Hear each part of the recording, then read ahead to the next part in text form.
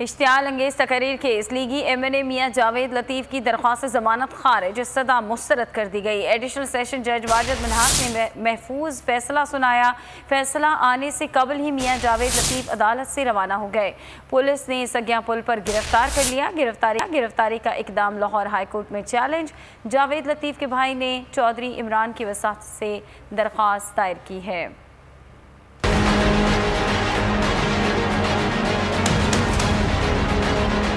इश्तियाल अंगेज तकारीर case लीगी MNA मियाँ जावेद लतीफ़ की दरखास्त जमानत खारिज इस्तदा मुस्तरद कर दी गई। एडिशनल सेशन जज ने लीगी MNA की अबूरी जमानत पर महफूज फैसला सुनाया। फैसला आने से कबल ही मियाँ जावेद लतीफ़ अदालत से रवाना हो गए, ताहम पुलिस ने सगिया पुल पर गिरफ्तार कर लिया। जो आज अदारों का ये हाल आप देख रहे हैं कि किस तरह ये रोका गया, किस तरह ये एक रियासती दहशतगर्दी, ये है रियासती दहशतगर्दी जिसको छुपाया जा रहा है।